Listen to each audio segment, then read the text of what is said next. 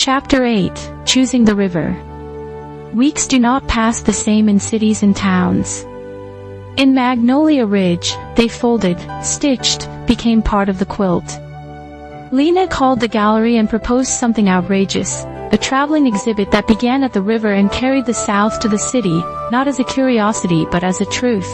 Boats, quilts, photographs, ironwork, late summer peaches in jars with labels lettered by the hands that picked them.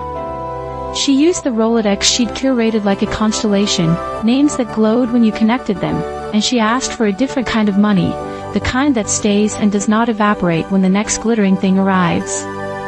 Jack taught a workshop under the sycamore, showing teenagers how to listen to wood, not order it around. Lena photographed sawdust suspended in sunbeams, called it cathedral dust, and it was not a joke. The town tolerated the attention with shy pride. As for the papers, they waited in a drawer, a reminder that endings can be postponed as an act of honesty. One morning at dawn, the river wearing its first light, Lena knocked on Jack's door. He opened it already smiling, which is a risk and a gift.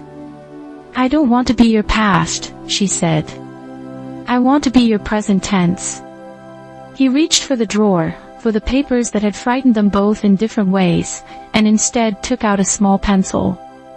"Then we begin," he said, "as if we are building, measure twice, cut once, forgive often." They launched a skiff they'd made together, her hands raw, his patient, both of them surprised by how easily their bodies remembered the choreography of shared work.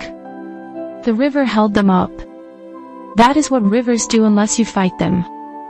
I watched from the bank as they drifted beneath the sycamore. Their vows were not the kind that required declarations or rings. They were built of daily choices, to stay when storms shoulder in, to let the other grow wide as the sky and not be scared of shadows, to name each kindness aloud so nothing goes unnoticed. People will tell you that you cannot go home again. But some homes are not places. They are the space between two people who have learned how to carry each other without putting the other down. Lena did not trade her city for a town, she braided them. Jack did not shrink to fit an old story, he widened the doorway. On the next lantern night, their wishes floated side by side long after the lanterns around them had given up.